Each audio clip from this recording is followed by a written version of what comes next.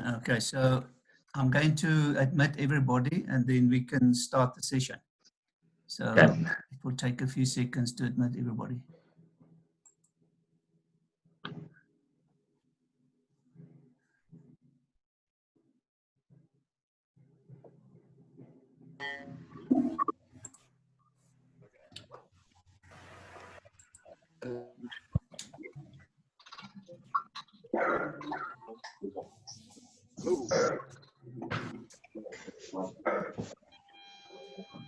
Hello. Hello.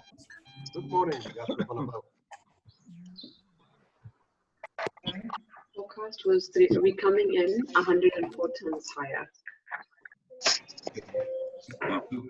What a huge group.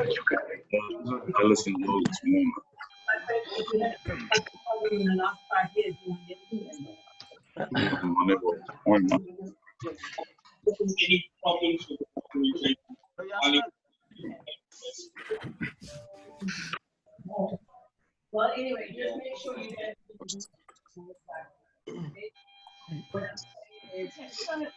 No, no. Nikki, to put things into perspective, 180 tons, what he's saying here, is from 280 tons. Oh, like begin. It's ridiculous.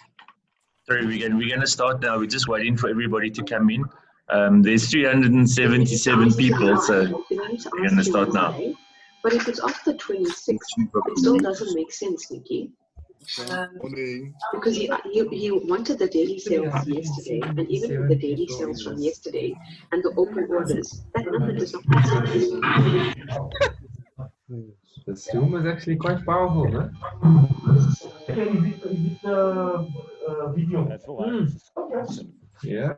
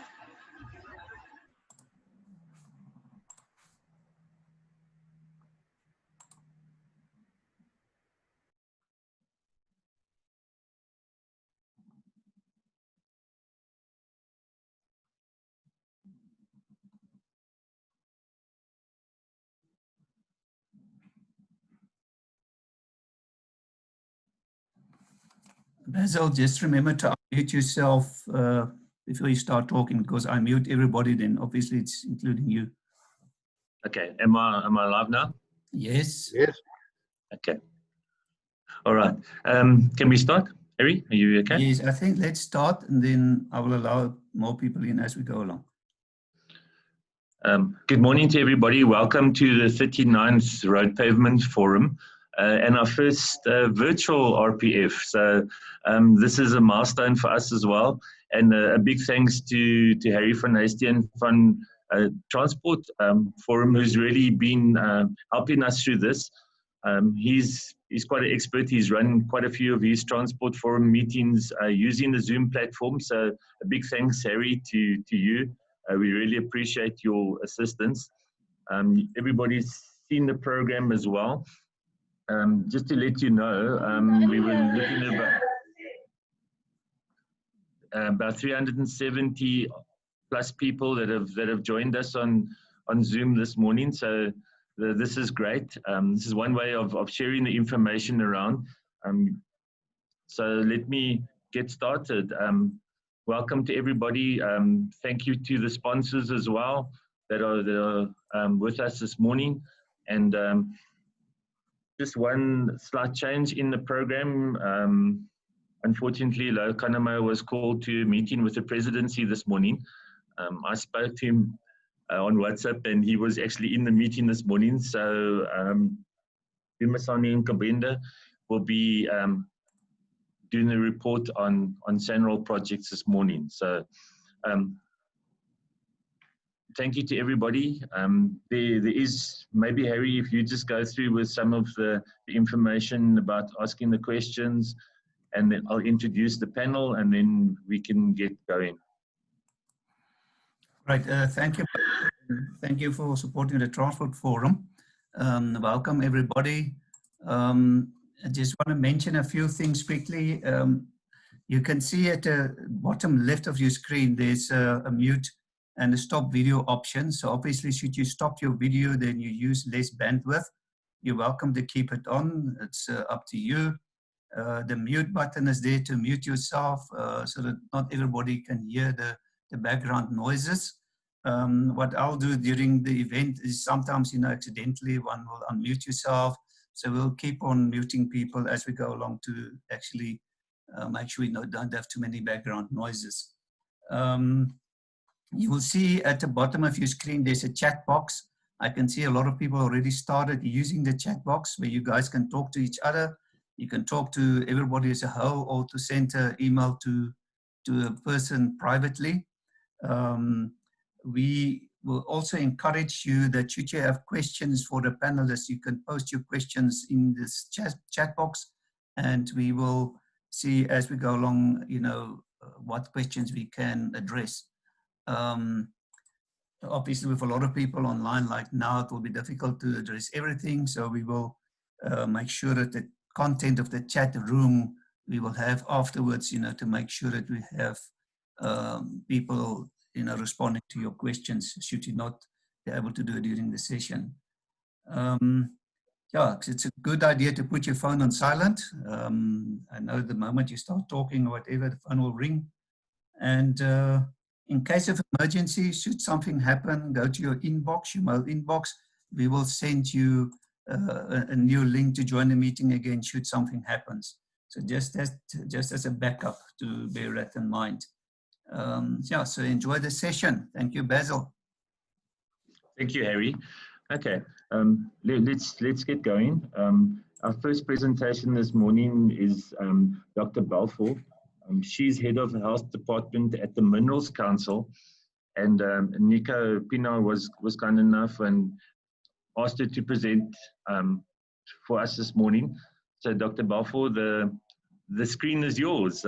Can't say the floor is yours, but if you put up your presentation, and welcome, and thank you very much for making time to speak to us at the Road Pavements Forum. Okay, thank you very much for the invitation, Basil, and also to Nico, thank you for the invitation. A very good morning to all of you around the country, I imagine. I think it's great that the Road Pavement Forum has decided on this, in that life has to continue. This is the new norm. This is how we're going to be functioning through the COVID epidemic. And in fact, we are the privileged ones because we can work from home or an office, and you are part of this meeting. Imagine the worker out there who needs to be there physically, and that starts with the health workers themselves and the mine workers and the drivers in the transport sector. And once again, the transport sector and the mining sector are usually quite linked in terms of how we are seen as the conveyors of disease. So I think there's a lot of similarities between ourselves, mining and transport, and so there should be some lessons that we can share. COVID-19, it's something that has come and just upended everything. I'm sure even your organizations, you now find that, in my organization, I have to say, I was just one part of a big organization, one little part actually. But suddenly, I'm like at the center of everything because of this new, you know, and novel virus that has really upset everything. It's unprecedented. It's similar to, you know, the 1918 Spanish flu, as is usually said. And I think maybe the other thing that's important is we all don't know. We have never been through anything like this, and therefore there's no one who's got the right answer. We need to be listening to everyone.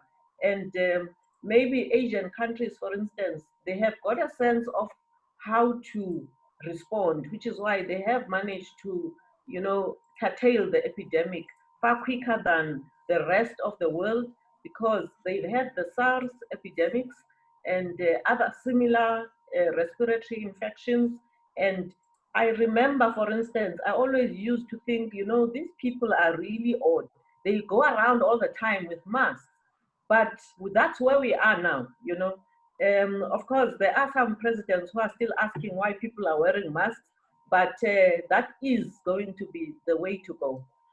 Wuhan, everyone knows about Wuhan, but I think we also need to remember that, you know, epidemics have to start somewhere, and we must not label whichever country an epidemic comes from. Then suddenly the Chinese, you know, you have all sorts of things said about them.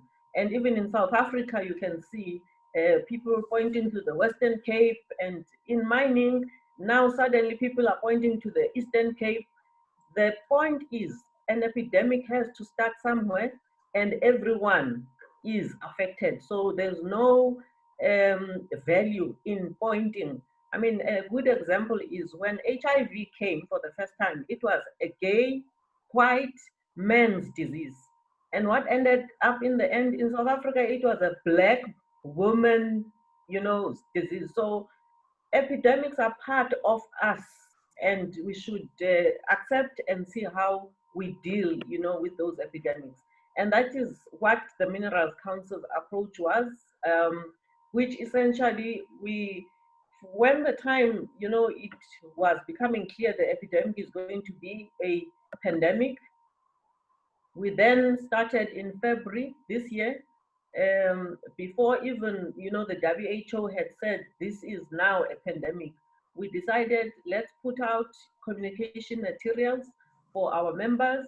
And so we distributed a whole lot of materials that companies could utilize and adjust for their own needs, and to educate the employees, because we very much believe in prevention.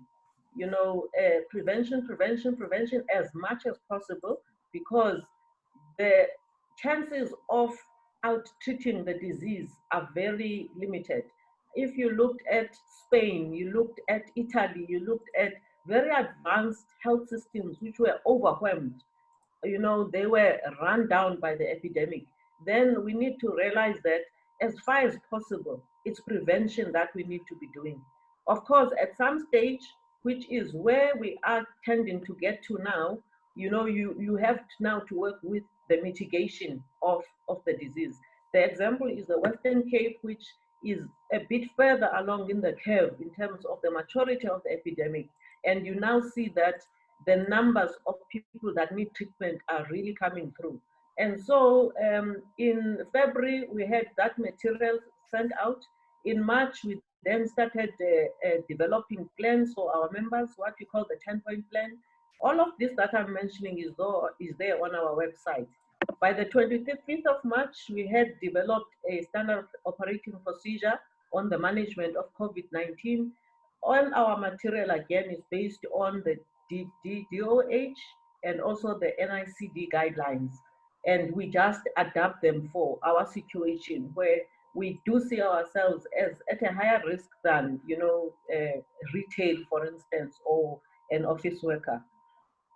We again also have an SOP, you know, after the lockdown.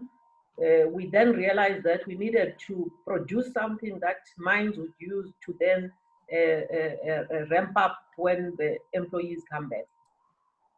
We also had a guidance on PPE, which again is there on our website. And essentially there we provided standards which are a bit higher than the ordinary person, where, for instance, generally in the country, the DOH has requested that, you know, people should not use N95 masks and should not use surgical face masks and reserve those for health workers because there is a shortage overall. But we felt that due to our situation, we truly needed to protect our workers maximally. And so, for instance, that PPE guidance, it says our employees need to, as a minimum, have a surgical face mask when they are working, even if they can have the facial, the cloth mask, you know, when they are outside of the mine. We also have one on vulnerable populations, which is going to start, you know, the issue of vulnerable populations is going to become a bigger issue now. As you have seen in mining, there's been a lot of people that are testing positive, but they have been asymptomatic on the main. And this is what happens with the epidemic. You have a whole lot of people, they are asymptomatic, but the virus is spreading. And ultimately, you get enough people that are now sick from the disease. And you then have enough people that are severely affected by the disease, such that they require that, you know, ICU, and you then have people who die. So when it comes to how do we prevent death, we have to concentrate a lot on trying to ensure that those that are vulnerable are not exposed to the disease. So we have put out that guidance note, which says, you know, how do you go about, you know, trying to ensure that people who are uncontrolled diabetics and uncontrolled hypertensives, or, you know, people with HIV, which is not well treated, how do you then protect those? So the key elements of the interventions that we have in our SOPs are prevention, as I said, and of course, in our workplaces, a risk assessment of your workplace to say which are the areas that need to be adjusted.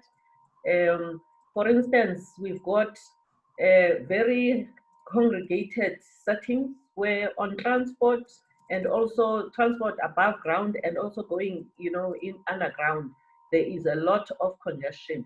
And so then companies needed to say, how do we reduce, for instance, maybe we no longer take 100% capacity, we take 70%, you know, you put out, some companies divided the cage into boxes so that each employee is in a box and they all face forward and they're not looking into, you know, in each other's face, which means there's less room for transmission. So all of those things, you know, had to be put in place. Also, the management of cases, once these are there, and in mining, we have actually been part of the regulations which opened us up to work earlier than the other sectors. They specifically required that we must also then be able to screen regularly and test where it is required.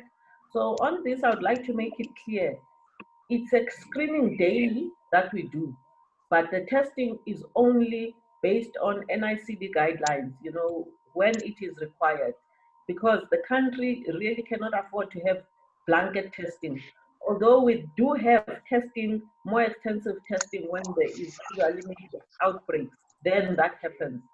We also have to provide isolation facilities and quarantine facilities. Isolation is the person is a known positive. Quarantine means you don't know if the person is positive or not.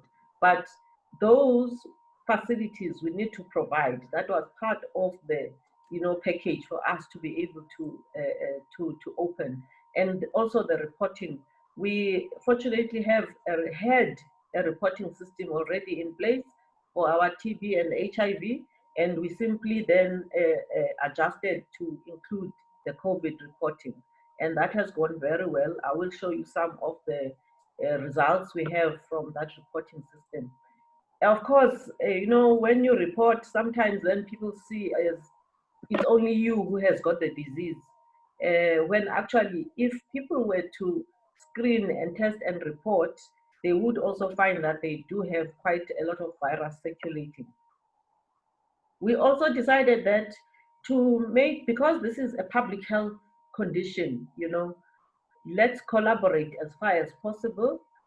Mining companies on a regional basis, for instance, the companies in Rustenburg, they should collaborate as far as possible, and also collaborate with the Department of Health, so that where you do not have the resources, one of the other companies might have the resource, or the department might, because this is a public health condition, as I said, and it would be very difficult for any of us, whether the public sector on its own or the private sector on its own, to say, we'll run parallel systems. As far as possible, it's better if we collaborate. And so we encourage members to be very close to the Department of Health, and some of those departments have actually been very useful. In Mpumalanga, for instance, the Mpumalanga Department of Health would even assist with the screening and the education or training of our people in the mines. We also had additional funding where we are doing a GIS mapping of the cases that we have. We hope that it informs us, in good time, where clusters are developing, so that precautionary measures can be taken to prevent. Because the other thing we believe is that you need to know what is happening within your district. Because if you just keep to your mine, in our instance, and I guess for yourselves, you traverse, transport is all over, but at least you should know, for instance, there are districts that have now been described as epicenters. And so it means that you need to be, conscious of those, the districts where there is high transmission rates. And of course, actually, those tend to be the ones where there's high economic activity, and where probably transport is also very active. We are guided by the Department of Mineral Resources and Energy guideline that they produced on COVID-19. It was published this month and was effective as of this Monday. I would say probably the key difference, because it was mainly based on an SOP that we had already developed as the Minerals Council, which, looks at the prevention right up to the treatment that I described. But I think maybe the key difference for us is, through that guideline, the mining industry is the only one that's required now to quarantine people, South Africans, not just foreigners. It says for people coming from epicenters, then those people must be quarantined for 14 days. So that's been quite a significant, a development, in that now our companies, for instance, a lot of them are still on 50% in terms of the production, or even the employment. And with level 3 coming through, and we are supposed to go on to 100%, it means we need now to be checking which of those employees are coming from epicenters, so that they then have the 14-day quarantine, before they can go to work. This is some of our statistics, which I have to say is beginning to run away from us. A few weeks ago, we used to maybe update the number of cases once in 2 days, in 3 days. Then it became almost every day we have something coming through.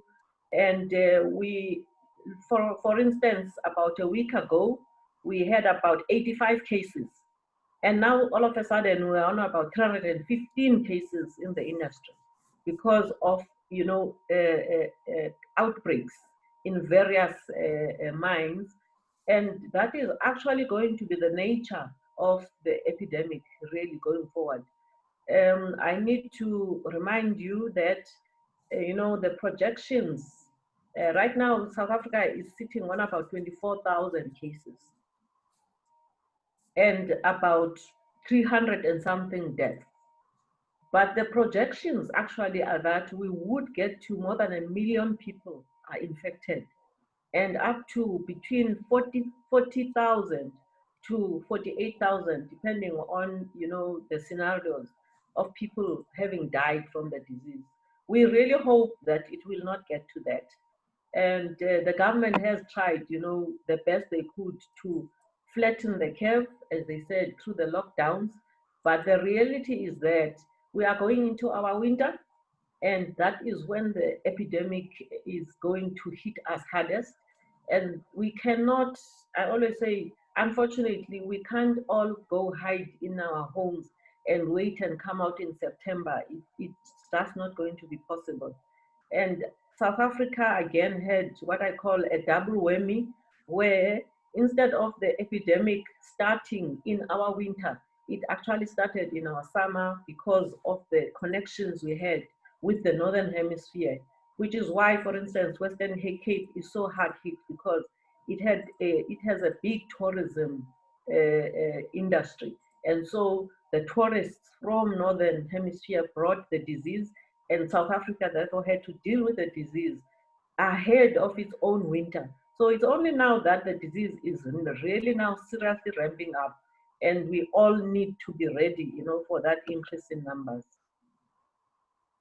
Just to show you here, you know, the maturity of the epidemic, and the fact that what I'm presenting here is showing you that we are not comparing the provinces, you know, apples for Tula, apples. your screen is not shared. Eh? It's not shared.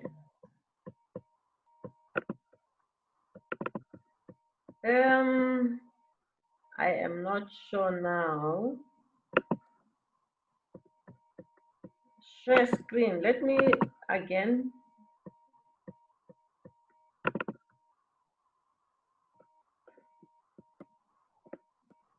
Is it starting to share now? Yes, Is it saying key insights? that's correct. Okay, I think maybe actually let me just summarize on the previous slide. Let me not go to it because maybe even time. I was just saying the Western Cape has had very high levels of testing per 100,000 people. A lot of the mining provinces have actually had low testing rates. So whenever we hear the stats, we must also know that there is, you know, there are provinces which haven't tested enough, and the mining provinces have been. So let me, now this, my key insights, it's not moving. So I don't know, let me see. Okay, let me do it like this. My key insights, I think I'll start with, yesterday the Minerals Council had its AGM, and the minister spoke, and he said the epidemic will be with us for some time. We have to live with it. So it's underscoring again the fact that we have to live with this epidemic. And our president said, of the Minerals Council, he said, we have to save lives and livelihoods. And so actually we have a very tricky balancing act to do here, where, I mean, even with the children, you know, all parents are up in arms. My child, how would you expect my child to go to school? And actually the children are the ones who are safest in this. They usually contract the disease and it doesn't affect them as much. And the person who gets affected is granny at home. The child will come back with COVID, and granny who is old will die from the COVID. So on a personal note, please make sure your granny is far away from movement of children and movement of visitors. If you've got a rural home, she is safest there, really, staying with maybe just one person to support her. The other thing I'd like to talk about is testing. You know, for instance, the public health approach is you need to screen people and you test as much as possible, because then you know who's positive and you isolate them from the rest of the people. But this has major challenges. Right now, South Africa is running out of testing kits because of a global shortage of testing kits. And so, in fact, DOH, if they had their way, no one would be testing except those people who are symptomatic and those people have to be admitted to hospital. And of course, I'm sure you've had the sort of requests or the demands, you know, by our unions that everyone must be tested. The problem, of course, with that is, you know, even if we are to test you today, even at AGA, where they found that 30% of their employees were positive, yes, they'll take those and quarantine them, and the other 70% can continue working. But the other 70% who have been tested and found negative might be positive tomorrow and positive the following week. So, you know, it becomes this catch-22, you know, regarding testing and the value of testing, which is why you do end up then having to just concentrate on make sure those who are symptomatic, you test and you then follow up on their contacts and you isolate those. And you also then try to protect the vulnerable. We've got a big problem with asymptomatic cases. For instance, the 100 and let's say 86 people, you know, at AGA, there were 3 people maybe that were symptomatic and who led to there's mass testing and there's all these people, 30% of the mine is people who are asymptomatic but have the disease. And so again, it shows how it's difficult to just keep testing everyone. You must assume that there's a lot of people that are going to get the disease, but you make sure then that you, you know, you protect those that you can protect. The issue of closure of mines due to COVID, I would say that at the moment, we are not complaining. The DMRE hasn't shut mines, you know, there's 315 cases, I said, and it hasn't shut mines on whenever they hear there's a case, they shut down. And here maybe I need to also borrow from my experience with the Chief Inspector of Labor, because I remember he would close for one case that had been found. So I asked him, you know, how do you close when there's just one case? And he said, we actually close when we go and investigate and find that you have nothing in place. So we actually close you to give you an opportunity to make sure you put systems in place.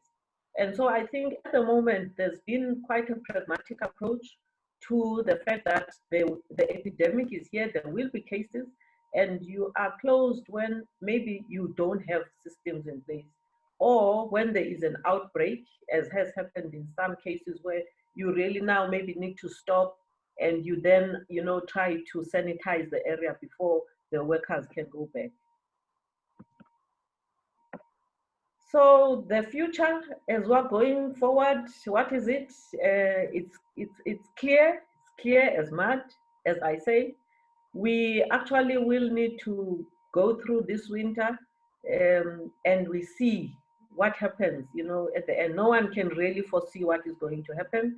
And I think on our side, we're hoping that the trend of people getting the infection but being asymptomatic will continue. But again, maybe I'm repeating the issue of vulnerable people, that those, if you remember, Spain, Italy, what hit them most was, you know, their elderly population, people with diseases, and we need to really see then how we protect those, you know, which means that we might go through the winter with a number of people who do get sick, but at least we limit the number of people who will then demise from the condition. One of the two. So I'm concluding now.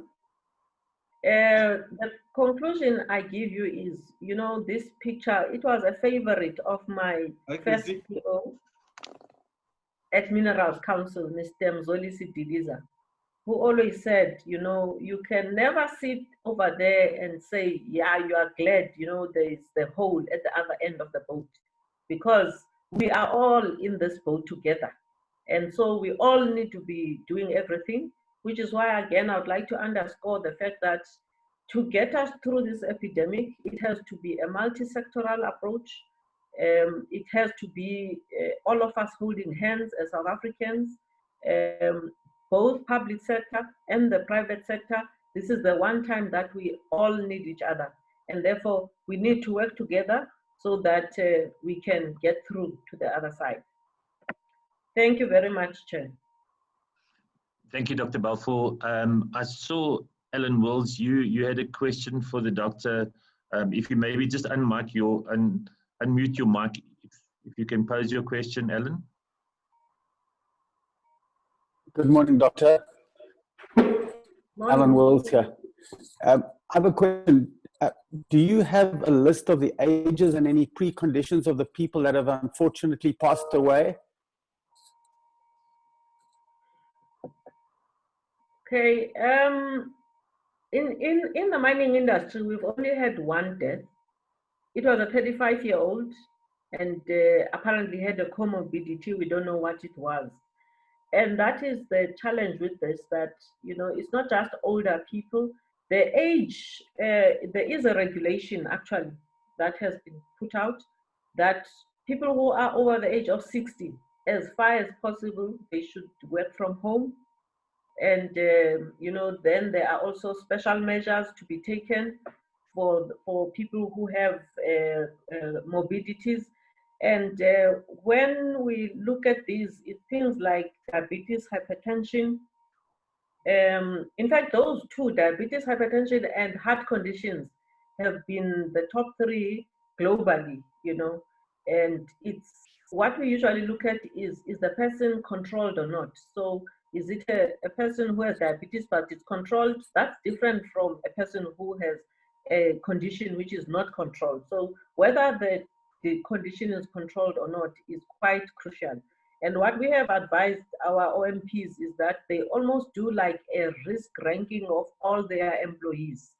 So if you are 60, you've got diabetes uncontrolled, you've got hypertension uncontrolled, then you are the highest risk compared to someone maybe who is 30, they don't have any morbidity.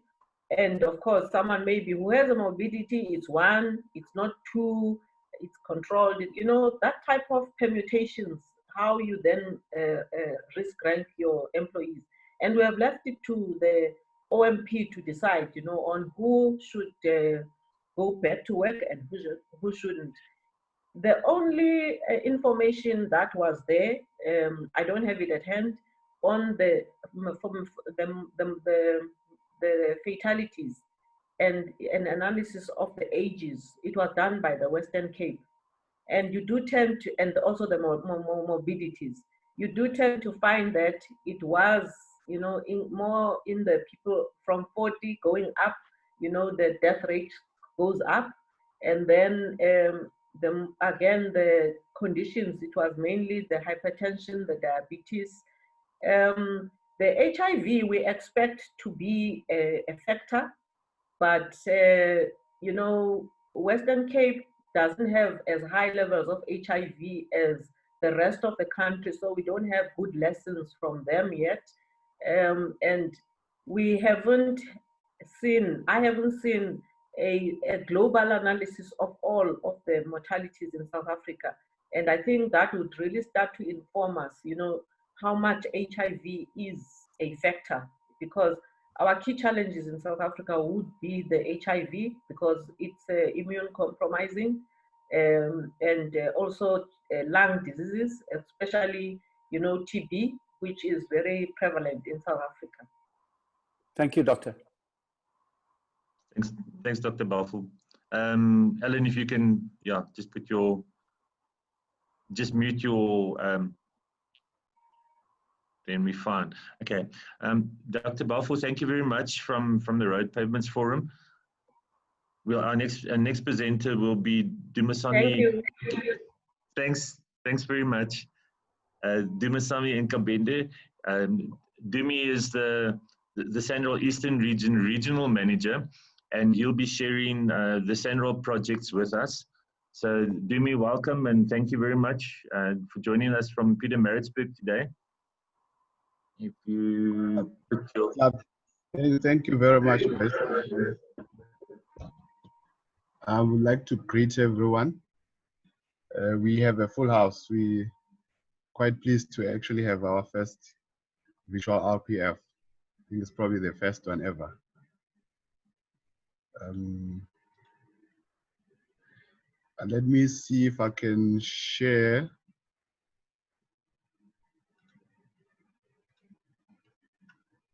Okay, let's do that.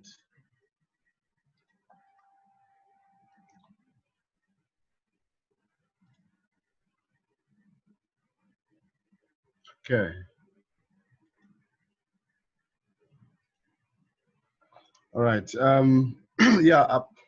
I was asked by Lo in the last minute to actually do this presentation to RPF.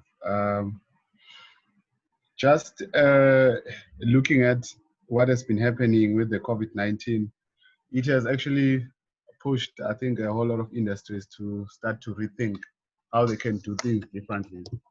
So Sanral is not different to other industry or any other companies that has been trying to push the boundaries and actually push business continuity even during this pandemic.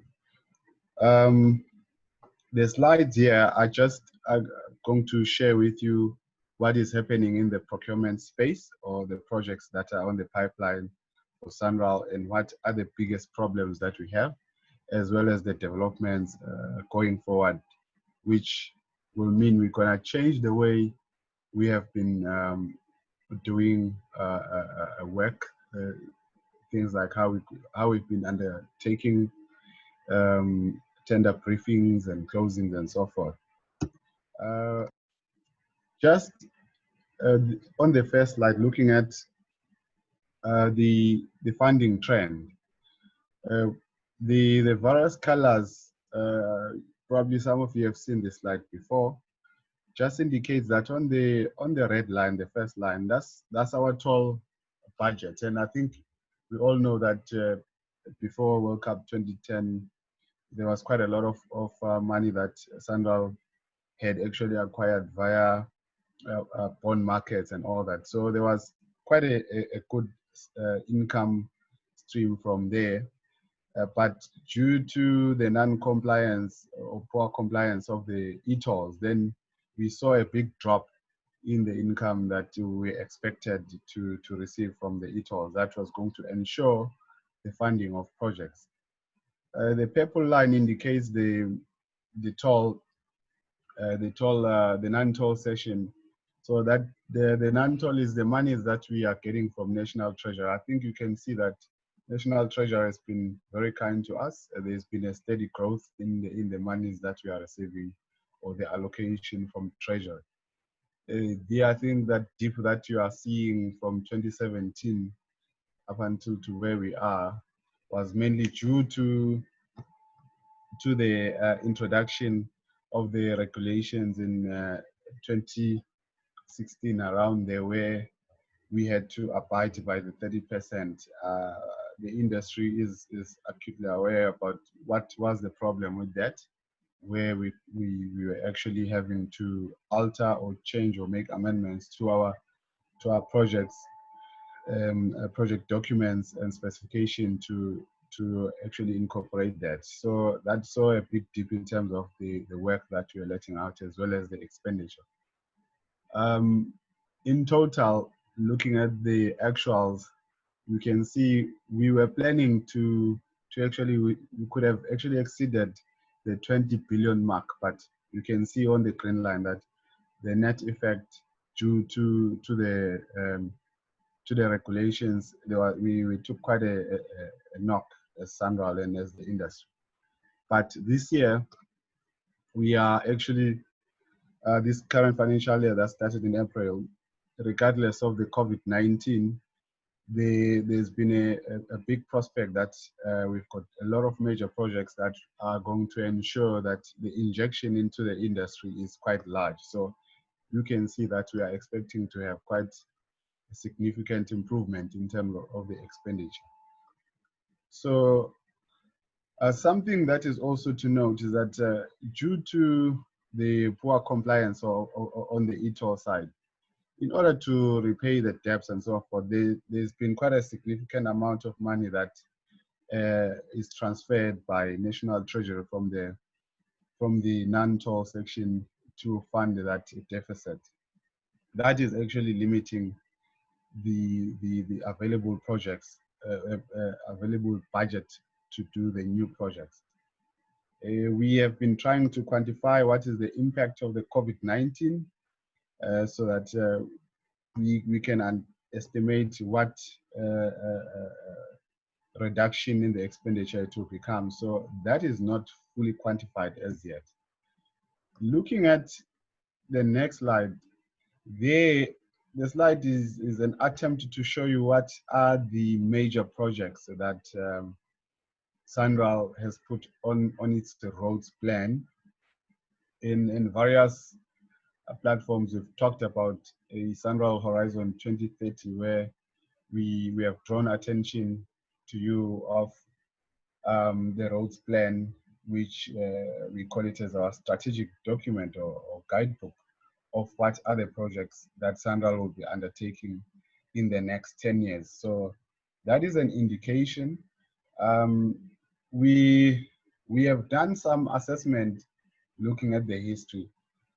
We have seen that every 100 million that you are spending as SANRAL, looking at just the ID numbers, we generate around 262 job opportunities per year, or per that 100 million. And then if you look at the full-time equivalence, which is now looking at exact number of hours on a full year, the 100 million, we are seeing it as a good measure. It gives us 114 jobs. So you can have an estimation if we are saying we are spending 1 billion or 2 billion, or we're a 15 billion entity on projects, then you can have a clear picture of how many job opportunities it creates.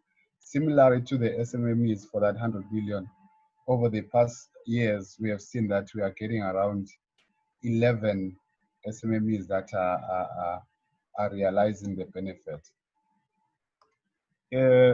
This slide here is actually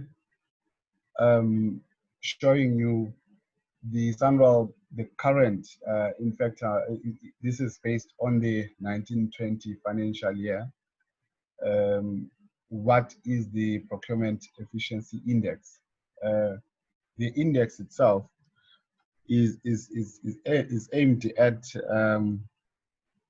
showing you how many projects that have been advertised, how many have been closed, evaluated, how many are sitting in the adjudication, and so forth. So this is done per region. So something to note there is the value of, or the values, the numbers of projects that have been advertised, but that we haven't not advertised, but that we have evaluated or currently under evaluation, but not yet awarded. I'll later just explain a little bit there that what are the biggest challenges that we are facing at SANRAL, which makes us not being able to actually quickly get the ball rolling in terms of awarding the projects. The few points to note there is the 7 awarded projects were carried out we carried forward or carried out from the 18-19 financial year, and they were only awarded during the 1920. For the N3 major upgrades, there is 1 project, construction project that has been cancelled, 1 has been awarded, and 3 of them are still sitting in the adjudication stage. There is also 1 for the N2 upgrade that is also sitting in the same space. In this particular slide, this is a 2021 to 2023 plan of what is to come. So this should give you a good indication which projects, what types are sitting that are on the procurement plan. We have projects, a number of projects. I think that 183, you can see the combination of design and construction for RRM.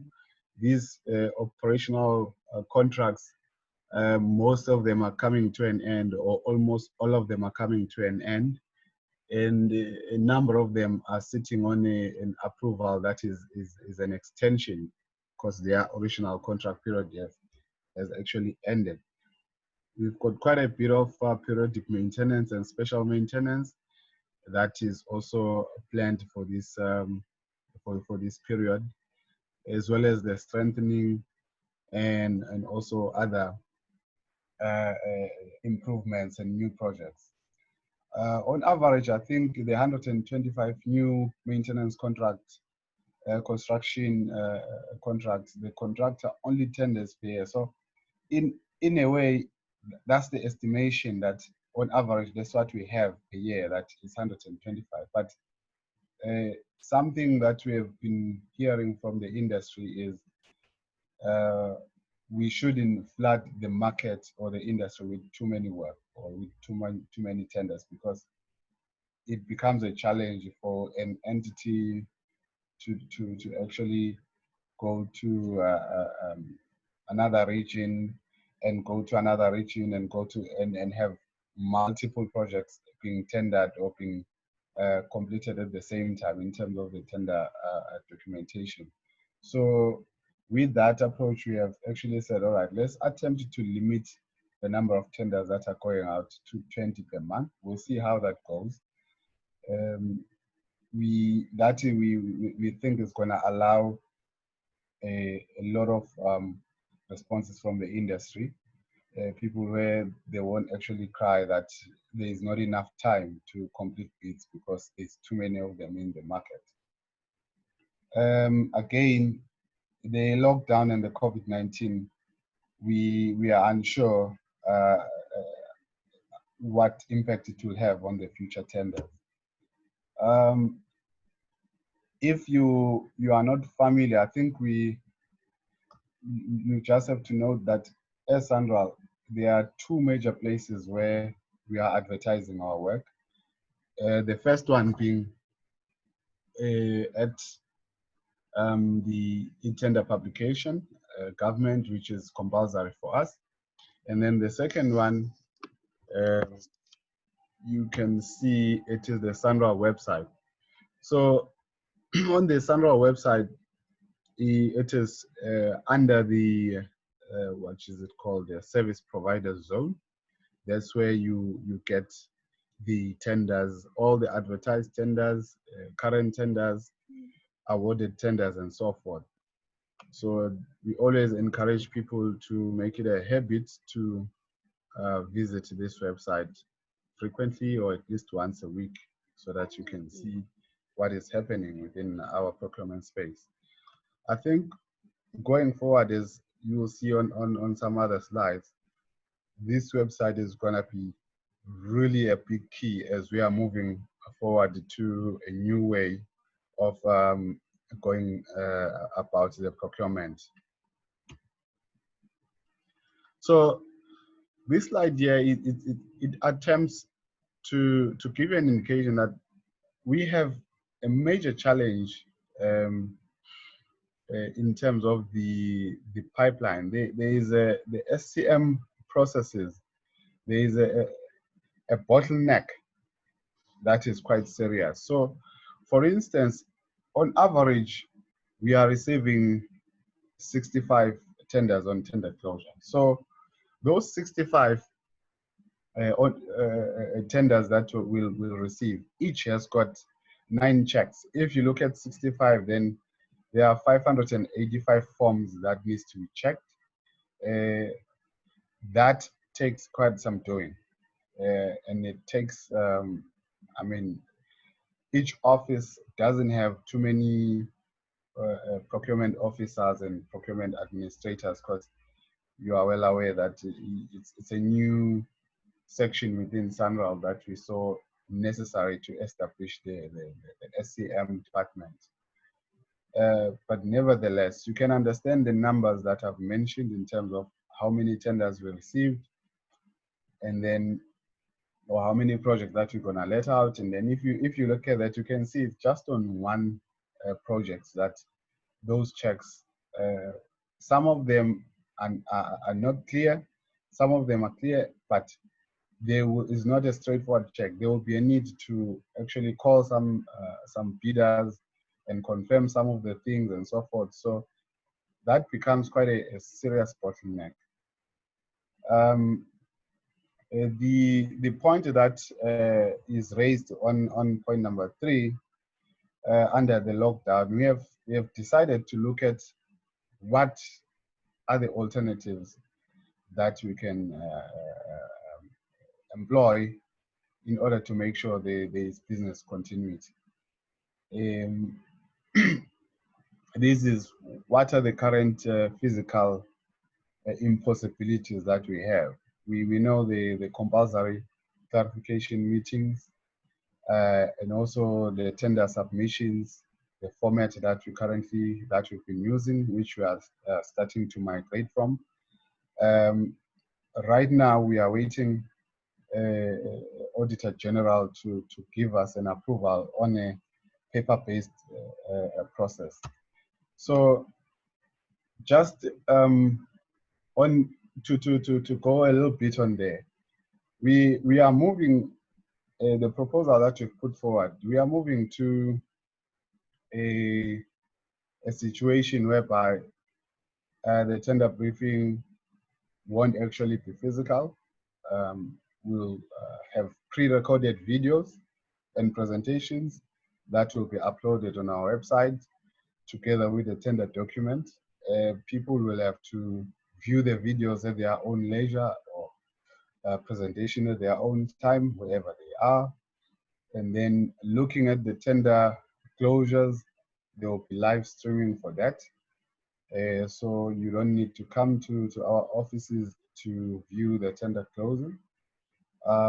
Vendor registration, once you have actually won the bid, is some of the things that you are now pushing for paperless. Tender evaluation as well. We are cutting a whole lot of papers in the process within the submission, so that it will make the evaluation and adjudication much quicker. So just to focus again a little bit on the evaluation and the adjudication. So the 9 checks that I was talking about earlier, which is currently a biggest bottleneck, we're going to employ a strategy where you are actually, as a potential bidder, a tender, you will go to a website of Sanral, register there, put all your information, your PE certificate, your SARS, all those statutory documentation that is normally required as as what you call a returnable schedule. Once you have put it there, the system will, there will be people that are checking it. If it's compliant, or your submission is compliant, then you get a compliance certificate as a bidder. And then with that compliance certificate, it will have a validity period. You will have to, every time you are submitting a bid, pull out a compliance certificate, print it, attach it to your bid, and submit it without submitting a whole lot of documentation that you've been requesting in the past. And every time, in fact, the plan is you do that way before there is an actual tender advertised, so that you'll remain compliant. So how easy to think about it related to SARS or to CSD, where you will go there, log in your details, and then you will see that, okay, I'm no more compliant. Then you go in and update whatever that you need to put there to show that now you are compliant, and then we will just use that. So I think it's gonna cut out lot of process in terms of these papers and checks and so forth in our side. So that is something that is quite unique. But like I've said, we are waiting for Auditor General to say, yes, we can carry on with that. Yeah, I think that's what I have for you today. Thank you.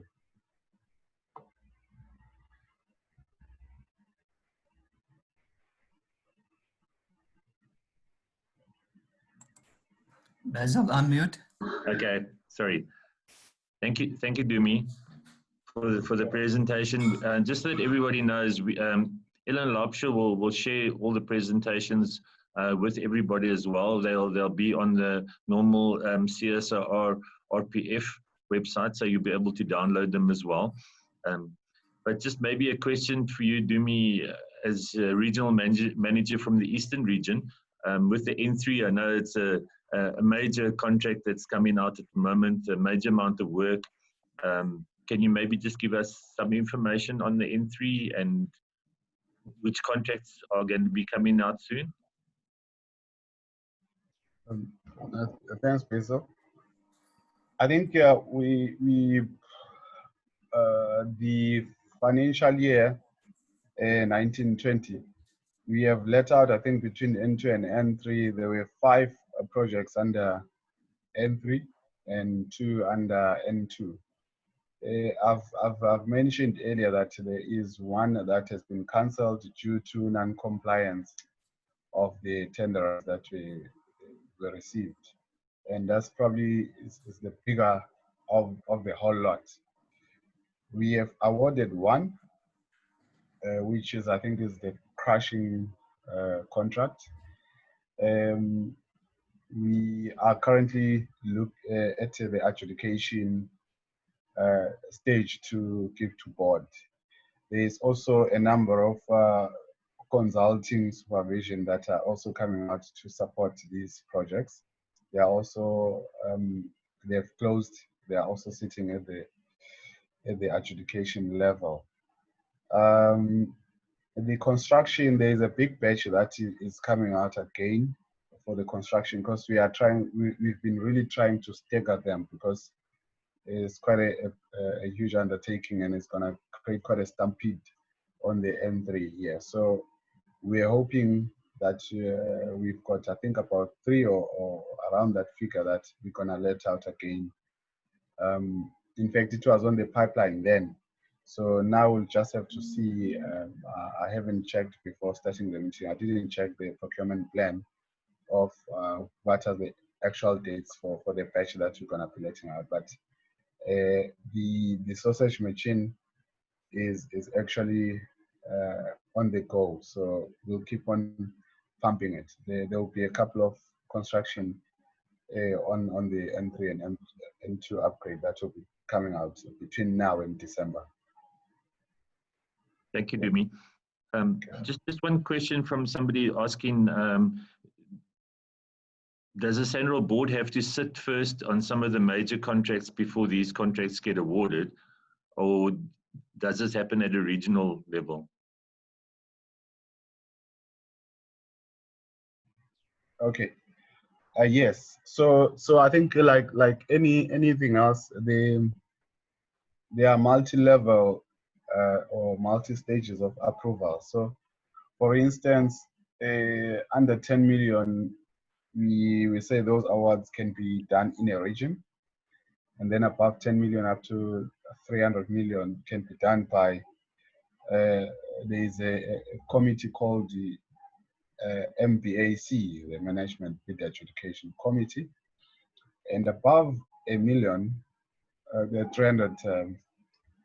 above 300 million, those approval needs to be done by the board. So most of the, in fact, just a few of them were below 300 million mark.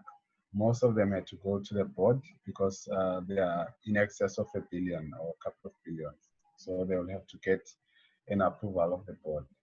And we nicely have like a 12-month plan for the board. And within that 12-month plan, the dates when the board is sitting. We always target those dates when we are closing and doing the adjudication. Thank you. Sorry, I just see a question here as well. Just to clarify that the current pipeline 2021 will still go forward as planned and will not be affected by the budget changes, as a question. The current pipeline of 2021 will still go forward as planned. Yeah, so far I think we've been receiving good news. There hasn't been any indication from National Treasury that they want to take any budgets from us, but I think more likely they are interested in entities or companies or like ourselves that are actually having work that can stimulate the economy. I think we're all seeing the economic downturn. So far we haven't received anything that indicates otherwise. There's been a couple of meetings that we are actually taking as Sandral with the international investors to foster the budget availability. So I think also something that is affecting us is if we can quickly get around having roads funding policy as a country, that will actually help us quite a bit. Since we don't have, so you can see that we are always you know, sort of like living from hand to mouth. So even with the fuel levy, there is a significant drop. I think on the level 5 there was an indication of some 20 billion drop in the collection of the fuel levy. So even that I can't confirm it because as we have said previously, that is not a reliable funding income stream because it is diminishing as we go to the future. All the electric cars coming in and cars are getting more fuel efficient, so there is actually a drop in the consumption of the fuel. Inevitably it will become next to nothing, so there is a need to actually look into that market as well, or into that space of fuel levy. So I know it's a long answer, but there is no indication as yet that we will have a reduction in budget. Thanks, Dumi. There's a question from Chris Campbell from CISA. Chris, if you just want to unmute your mic and ask the question to Dumi. Okay, thank you, Basil. And so my intention is not to hog the meeting with questions. I merely want to, and hi, Dumi and everyone else. I just want to ask Dumi, we had a meeting with yourselves and all your regional managers present with the CEO and so on. Sometime in, was it late February, early March, before the lockdown, okay? Yeah. And we followed up with acknowledging a couple of the issues that you have in getting your tenders, which have been sitting unawarded since last year, August already, how you could get those you know, out of and awarded. And then there were specific other procurement issues, which, you know, as a consequence, I'm not so sure who's going to want to do roads projects eventually, which I could happily share with you if you haven't seen a copy. But it's a serious concern. Firstly, acknowledging the governance requirements that you do need to have a supply chain management unit. But if you don't have spare set of engineers to help with the decision making there, and project managers are precluded from that process, you're not going to move forward. We made a proposal that you consider alternating your project managers and engineers so that it's not necessarily the same person who's going to be running the project, if that's going to help your board with the governance concern. I mean, that's just one, to try and help that capacity challenge. And then maybe just one last point was, there was a concern that in some of your projects, which you're putting out to consulting engineers, the number of provisional sums and then adding drilling contracts, it changes the ball game from a professional services to an EPC, and yet your contracts are not geared up for that. So maybe you want to rethink that, and we're happy to take that discussion further and not belabor it on this platform. Okay, Thank thanks, you. Chris. Yeah, I think I remember the meeting. I was present there. There were quite a number of things that you highlighted as well. Even on as you mentioned on our attendance, I think I want to just confirm to you that we have taken up the suggestions and they have been actually being implemented. Some of them were actually altering our evaluation of bids that we received, and we actually took that into consideration, and we have made due amendments to the proposal that you have put forward at that meeting. So yes, we have listened. Thank you. Thank you, Dumi. Chris, is there anything else from your side? Sorry. No, I just want to say thank you, Dumi, for you're one of the few government entities that actually give feedback when we, on this platform. Maybe we should do that more frequently so that we know that our voices are being heard. I just find that generally when you do that with other entities, you make a contribution and then you hear nothing after that. So maybe we should have more of this kind of exchange. Thank you, Dumi and Basil. Thank you, Chris. I see there is one question, Dumi, you might not know. When is the next annual board meeting going to be?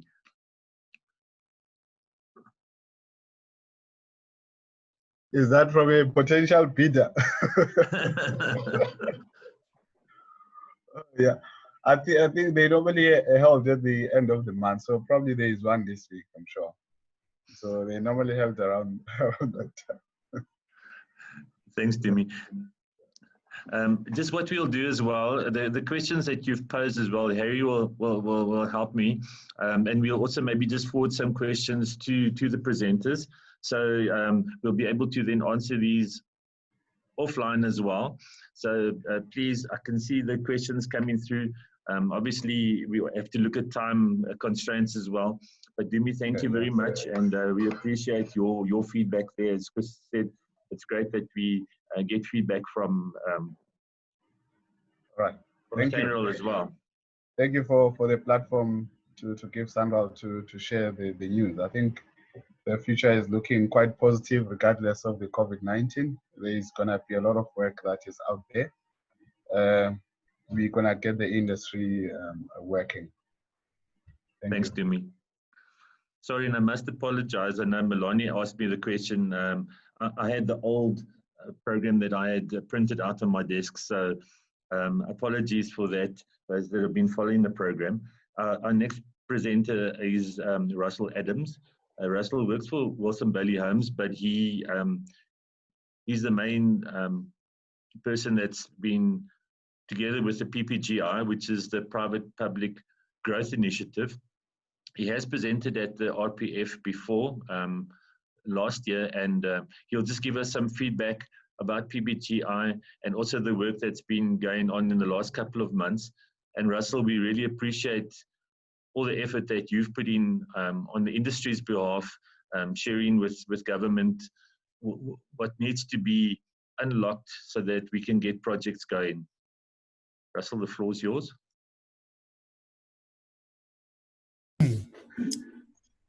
Thanks, Basil. Just trying to get my screen shared here.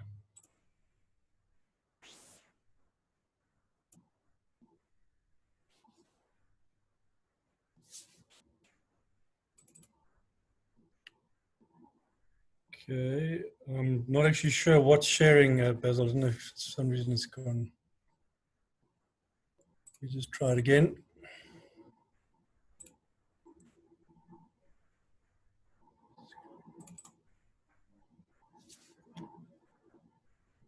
That's fine, Russ. I'll just go to presentation mode. Oh, is there, because I've got two screens that are showing me here, so we got the presentation open there. Thanks. Thanks for the feedback. Yeah, thank you, Basil, for the opportunity just to give you guys some feedback. We did present last year, and I think I gave you a lot more detail of what we were doing last year. So thanks again to allow certainly myself from a coordination perspective within the PPGI team, which is obviously a much broader team than just construction. But so yeah, thanks for us to give you that feedback, and hopefully what we share will be useful to your members. And if there's any feedback or any input your members and the groups want to provide via the PPGI, please feel free to do it. We really want to convey industry issues with government and try and get them resolved and as best we can, so that we can really stimulate growth in the economy. So just to give you some background for those maybe you didn't see it last year, is what is the Public-Private Growth Initiative? It's an initiative between government and the private sector. It's based on a model of sectoral engagements between the private sector and government, but not at a high level. It's trying to focus on sectoral issues. The built environment sector needs to engage with the built environment government departments and state-owned entities and ministries and DGs, etc. on rather than at ministerial level. We're trying to focus a lot more at the DG level, where when the nuts and bolts get put together and we deliver.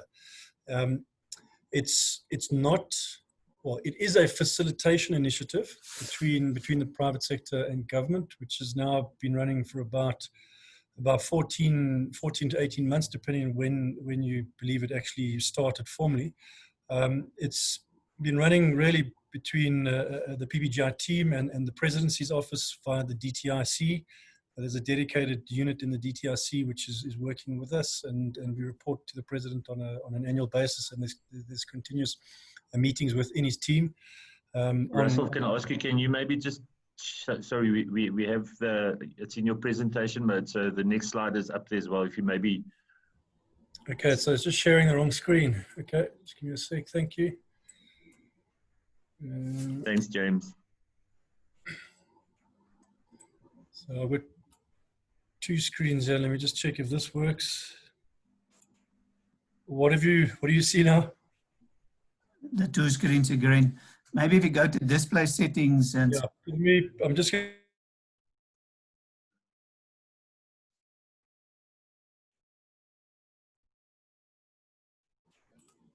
And now? That's fine. Okay, no, I was using two screens here, so apologies for that. So I'll just check where I was. All right, yes. So the initiative is certainly there to facilitate, and it's helping to provide a conduit between business and government and to build trust and really try and get things resolved and remove inhibitors for growth. What it is not is it is not a member organization that is fighting or lobbying member issues, etc. It's really there to act as a conduit, a vehicle where those kind of organizations like the SARF, etc., can hopefully get or certainly get their voices heard within government. And we've seen a lot of traction with government on that. They do seem to be, or they are really taking PPGI quite seriously, and there's been some very good engagement between government and the PPGI team. And just importantly, it's representing the entire economy. So at the moment, we're around about 23 sectors, from tourism through agriculture, mining. I mean, the Mineral Council is representing the mining sector on the PPGI, all the way through. And we are there as, and I'm coordinating as a construction, or we're calling engineering and the built environment implementation sector, to make sure that we are as inclusive as possible for all the consulting engineering bodies, any manufacturing supplying that is available and wants to participate, that's not going through the manufacturing circle and manufacturing sector and the like, and the QSs and a number of other professional bodies. So it's really a conduit, a facilitation initiative, and it's working with government to try and deliver on its main purpose, which quite simply put is to try and increase the growth rate in this economy to levels that are good for everybody. It's good for the tax base, it's good for job creation, it's good for wealth creation, and all other good things that economic growth can bring. So that's real main focus, and one of the other key focus areas at this point in time is to try and rebuild trust and strengthen the relationship between government and the private sector, which has broken down over these last couple of years or maybe a decade or so. So that's really what it's trying to do. And it represents a broad sector of the economy, which has been quite useful because we from the built environment side have seen that a lot of our issues are common amongst in other sectors. And we sort of presenting unified fronts on certain issues, but when it gets to detail, obviously our sector is unique in its particular procurement, and we've seen that that's a major inhibitor for us as a sector.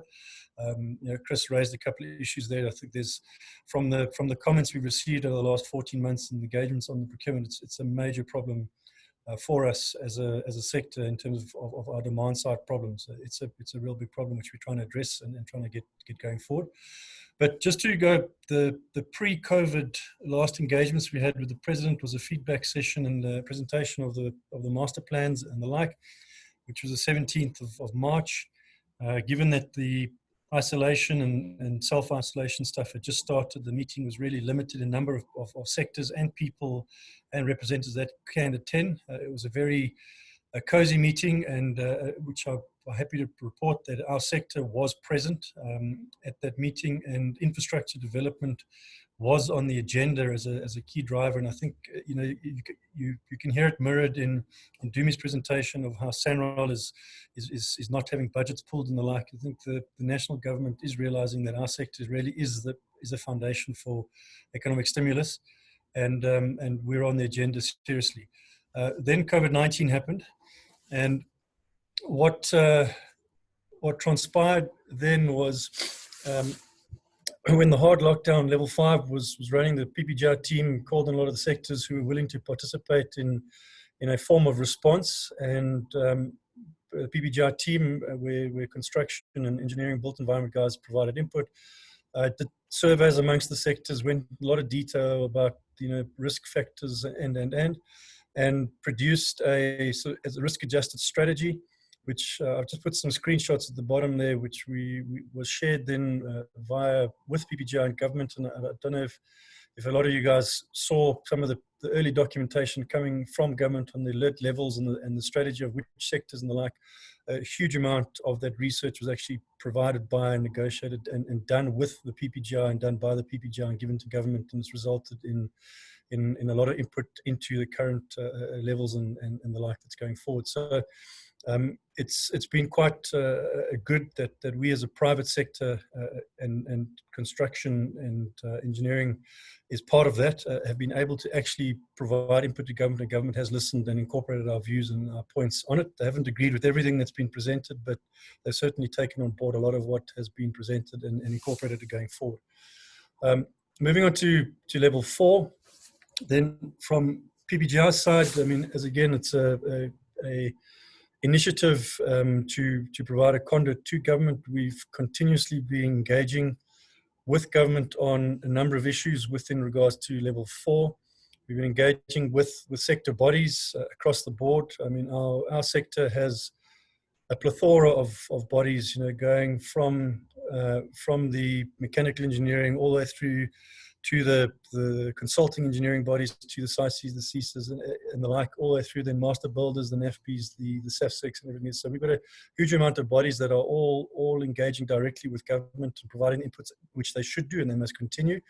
And we've been in a fortunate position from the PPGR side is to try and collate a lot of that and get it as a first sort of help to government to try and read through it. You can imagine how many documents have come through to government and the like, and we've been able to assist government in at least collating some of that and providing common themes from the sector as to what is difficult and what we need. And we've engaged with provincial government, national government, in two parts really, to get assistance on the directions, or to provide input in the directions that have been issued, and one of the items there was the renewable energy construction, not necessarily production, but the construction projects opening under the DME's directions. And then also try and get clarity on level 4.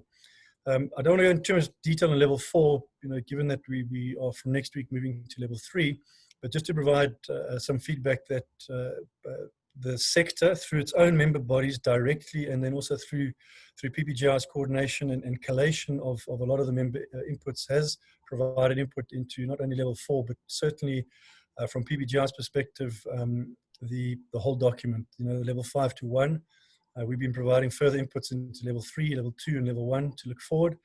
And one of the big proposals under level 3 has been that we need to be fully open, which we are now, or going to be from next week. So we're quite I won't say happy with what we've been able to achieve by getting our voices heard within government, but we've certainly been pushing as hard as we can to further the requirements that is coming from either individual members. I mean, we've had comments from just a lone consulting engineer to member bodies and member organizations, and we've all been singing the same hymn, that we really need to get our sector back to work, and our sector is probably, with mining, one of the most competent HSC sectors in the economy. So picking up additional COVID restrictions and requirements should be more easily adaptable, because there's no major culture change that we need to go through. It's more adapting to new things that we need to do within our already embedded health and safety culture.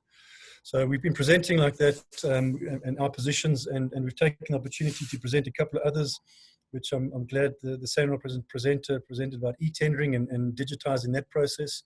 So COVID's presented some opportunities there where the sector needs to continue to procure work to survive going forward, and just because of travel restrictions, we can't stop that process. So we've put those kind of things forward.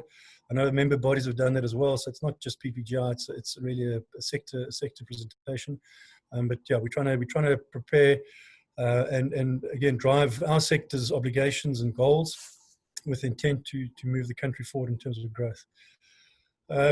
Level 4, level 3, sort of present two tools that have been developed within the realm of the PPGI and with input from sector bodies and the like.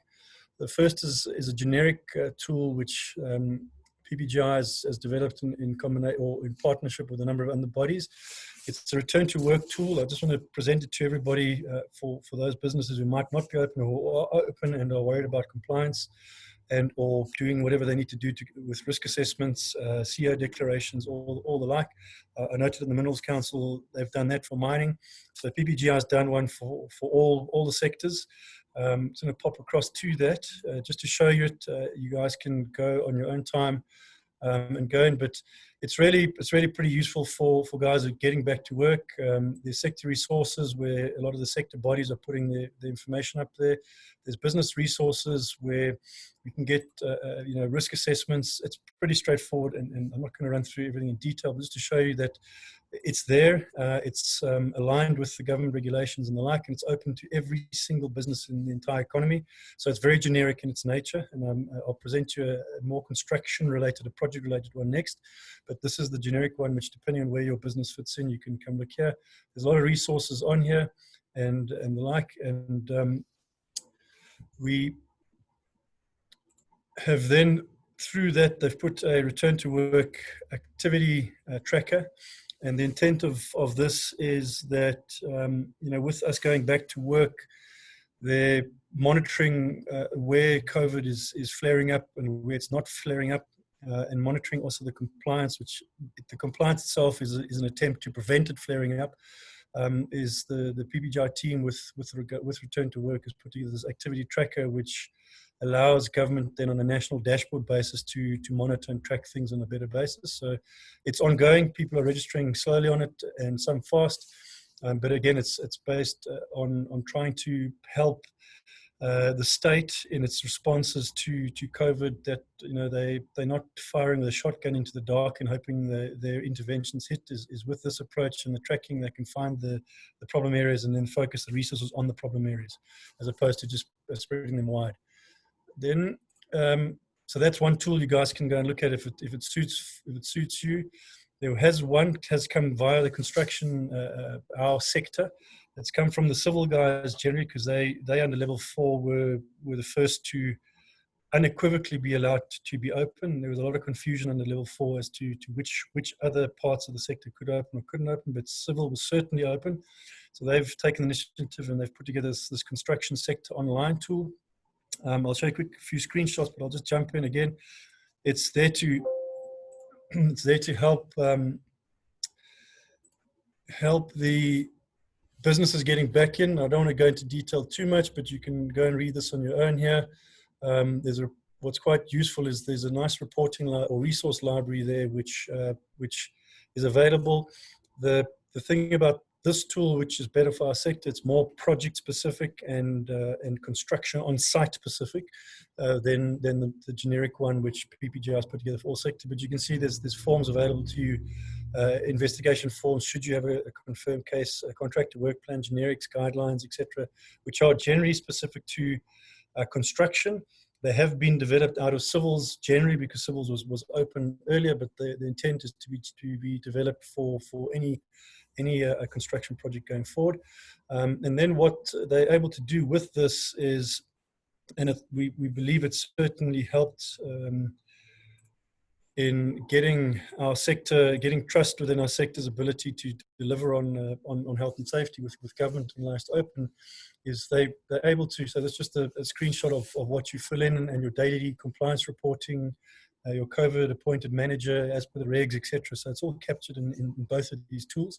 But this is the construction one, and then they're able to start pulling out those figures that government is desperate for or looking for, and reporting on them and just showing how we're monitoring and tracking it, again with the intent that there's two parts to it. Well, the intent is to assist government to focus their resources where the problems are, not just spread it fully wide. But the other benefit of it is also government doesn't need to send a Department of Labour person to inspect every single project and every single site. They've got an online tool. They can actually do initial inspections online if the guys are up to date with their daily compliance monitoring, their checking, their screening, etc.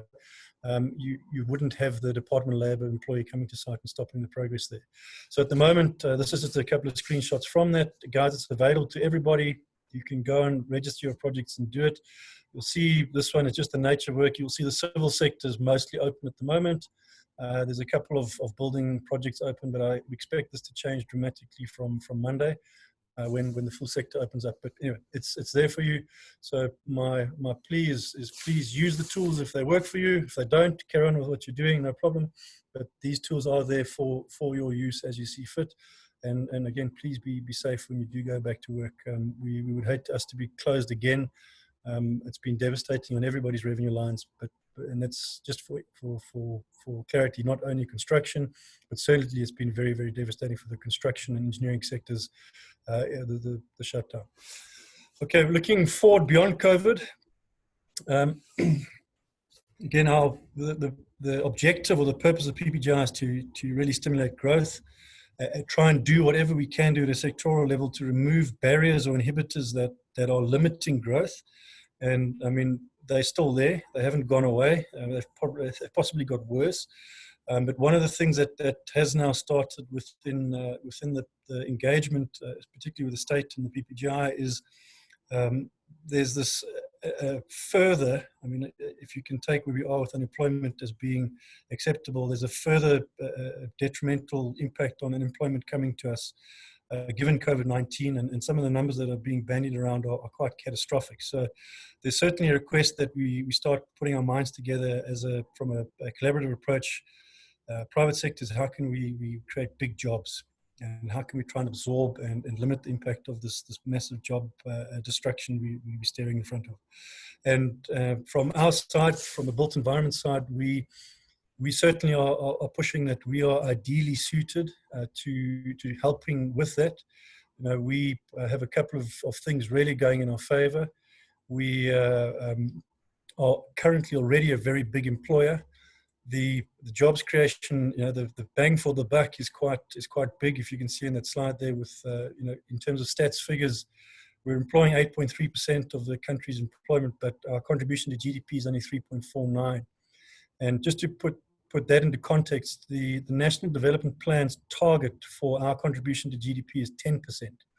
So you can see why our demand has dropped off and the like, but if we can just get that up to 5%, which we think is readily achievable, we create new jobs based on stats figures, which is in excess of the entire mining sector's current employment. So no, I'm not trying to single out mining, but their total employment numbers just worked out at this level. But if we can just go from 3.5% to 5% contribution to GDP, we can already employ them. We can already create new jobs, which is the full size of the mining sector employment as it currently stands, which is massive. So that's the value proposition we offer. We also offer further that our investment is in fixed capital. The numbers we've shown and been working with, presenting to government on that, for every rand that the government spends or a client spends into our market, roughly 95% of that is actually going through us into manufacturing, into labor, and into plant markets. So effectively, we are producing, or we are pushing through a lot of the money that's spent on us is actually pushing through into the broader economy, and hence why infrastructure development is singled out as a catalytic sector to incite and to try and get growth going forward. Other than that, our product is something that enhances our competitiveness. Better road transport reduces transport costs, better ports, better railways, etc., reduce, let's say, dead costs in the economy and improve our competitiveness globally, which then helps all the other sectors who are producing and exporting and transporting goods, again, making us more competitive. And hence why our value proposition as a real trigger for growth, we think, is quite sound. The challenge, however, though, is that if we are successful in that and we do start getting the demand from government coming through, and fortunately, so another point, we are a sector where government actually has major clout in driving demand. Historically, we're roughly 50% government procurement, or our sector is producing 50% for government. Now, we're not a textile industry that needs to find a buyer for the clothes they're making. We're not a mine, that is selling to, let's say, the South Asian countries. Our government can control demand to a large extent. So there's a lot of capacity or scope within government to really pick up demand in our sector to affect these kind of jobs numbers. And then we get into the problem that the inhibitors we've had on the demand side and the supply side haven't been resolved as yet, and we have to look forward and continue to work on trying to resolve those. The one, on the demand side is state technical capacity and competencies. There are pockets of excellence, and we're promoting that they must be given more money. So we would hope that SANRAL is going to get more money coming forward, but there are certainly pockets of very, very poor performance. And if you look at the latest figures as of March this year, the state is spending less than 85% of its capital budgets.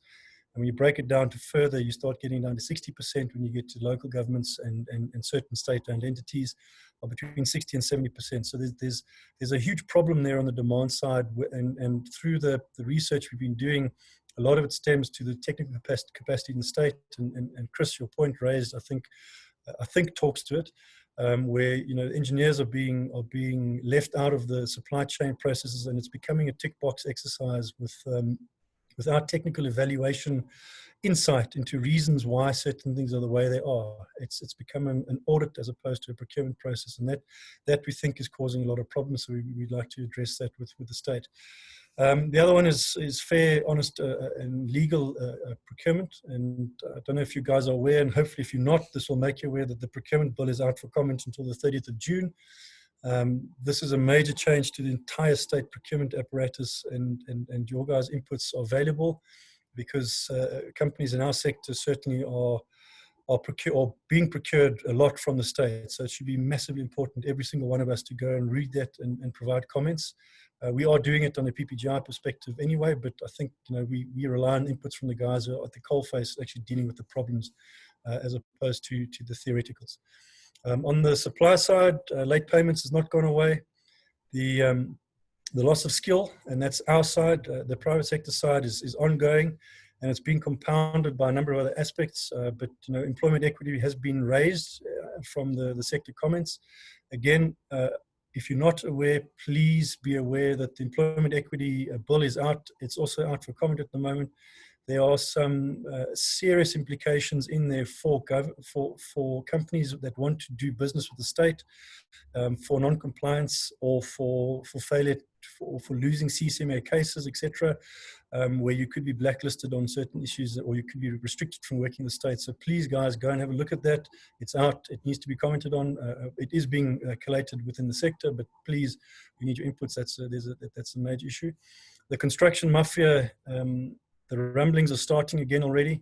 So we are engaging with that, the special task unit within the state on that. We're engaging with that to try and work in a protocol that we can get access to them directly to try and help stem that tide. But guys, it hasn't gone away, and the feedback at the moment is that it's starting to rumble again as we're scaling up. And then the last inhibitor that we've really got, which again hasn't gone away either, is centralized government custodianship for the sector. We're trying, and I think if any of you guys took the time to read the regulations in detail, you'll see that our sector had no representation from a ministerial perspective, and hence why we had such a trouble at level 4 to get clarity on issues. I mean, there's the Minister of Energy on there doing the energy sector. You have transport, looking at the transport sector, but no one was there fighting for construction from a government perspective. And the comment we've got there is that we are spread amongst all the different departments: transport, public works, DTI when it comes to BEE, treasury when it comes to procurement, health when it comes to hospitals, education when it comes to building schools and the like. So we get pulled around government quite a lot, and we're saying that we need a central point that we can engage with them to solve our issues more efficiently. So those are our focus points going forward. We continue on that, and hopefully now that we're going into level 3, a lot more of the PPGI team's capacity and all the member bodies that help provide input into it can focus more on the growth and the getting back to work and really trying to drive and support government in its jobs drive going forward. So that's all I can respond or report back, Basil and the rest of the guys, and just thank you for the opportunity to present to you guys.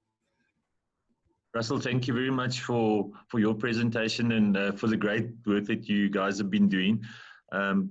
It's really stimulating to see that there's a lot happening, and we hope that things are going to change in the future and that more projects are going to come out and we're going to employ more people. So thank you very much for that. Are there any burning questions for Russell from anybody? Sorry, I just want to see. Chris, are you okay? Is there something that you wanted to add to? Maybe a question for Russell. And thanks. So yeah, Russell, I think the point you made earlier is maybe there's room for an independent department, a Ministry of Infrastructure, not combined with another. It's a big animal and very diverse. But that's not the point I wanted to make. Russell, in the whole efforts of opening up the industry and getting people to work and so on, what had initially happened to address the risks related to transport was that companies apparently had entered into agreements with the taxi industry to get employees back to work, to sites and so on. And obviously, as we move now to level 3, it is more possible for companies managing the risk to provide their own transport in a way it makes sense. I'm been made aware that companies are now facing threats from the taxi industry. So I don't know if this issue has been, I know that I have raised it elsewhere. Has the PPGI raised it? Because it's not only affecting the construction sector. Your essential workers, retail, all of that are finding themselves, in a corner where they normally had their own company transport, in being able to now use their facilities for obvious cost-saving purposes. So I don't know if there's any feedback from PPGI on whether that's been resolved, because it still remains we can do with less less extortion and more, cooperation? Yeah, so Thank you. Chris, complex question, and there's no simple answer. But from the meetings, certainly that I was at, is that there was discussion around that each company, and again, because from our side, our sector, we spread across every single square inch of the country. So someone shouting from the union buildings wasn't really going to help a lot when it gets down to on the site ground issue. And we've seen it with the mafia as well. I mean, they become local issues. So a lot of the discussion at the time, certainly from our sector, was that we need to be engaging directly with the local associations around us as best to try and negotiate an outcome through this. Now, I don't have an answer for that because it's done more at a local level. But I think the point that came through is that the taxi associations, etc., as much as a lot of people don't believe they pay tax, they are a certain part of our public transport system, and they're transporting a huge amount of our staff across the country, depending on where you fit into the sector. So the idea was that the only way to try and get through this is to negotiate with them directly. We can try and take it to body levels, etc. But I mean, we've seen it with the construction mafia. Is the guy on the ground doesn't care what the body says. So that's where we've got the discussion to at this point in time. I haven't received on my side as yet any major pushback from that. As yet, from the contractor side, they've been dealing with busing their own guys 2 sites and back, and that continuous fight with the taxi guys and the threat of burning the buses and the like. They've been dealing with that for the last few years already, so they seem to be happy to take it in their stride and continue. The rest of the sectors, I haven't picked it up yet. I just want to point out that the taxi associations or the taxis themselves are almost in their own right a sector, and they're also just fighting for their revenue as well as everyone else is trying to fight for their revenue. So no simple answer, just to say that the guidance that everyone was sort of trying to say is we need to negotiate with the guys more at a local level than a national. But if there's a push to go national, I think we would certainly try and facilitate that and get that going if that's needed. But I haven't seen much pushback or push through to me yet or via anyone in our sector yet on that. Thank you. Thanks, Russell. Brian, Perry, if you want to maybe just unmute your mic, then maybe you could ask the question. I know you have sent me the question about the Sustainability Infrastructure Development Symposium. Brian, if you want to pose that question. Hi, Russell. I don't know if you've seen, I've just received a notification that the President will be hosting on the 23rd of June, the inaugural Sustainable Infrastructure Development Symposium of South Africa to unveil an infrastructure pipeline from 6 priority sectors. Are you aware of it? Yeah, that's the SIDS. We did have early engagements with that's done through the presidency's team, Dr. Jose Ramakopa. We've had a couple of engagements with him on that and provided some feedbacks and inputs. But their idea there, I'm trying to remember now, there were quite a few different work streams, and certainly the guys like the SANROLs, they had one work stream where they wanted all the big state procurers to get involved. They had work stream with all state, all the large and the commercial financial institutions.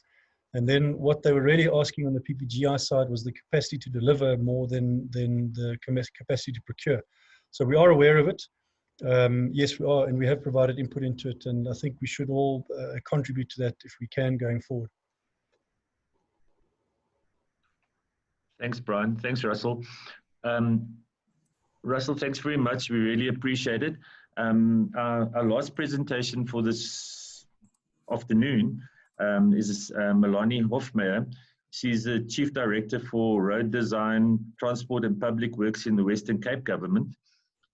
Before Melanie starts, people have just been sending me messages to find out about the CPD.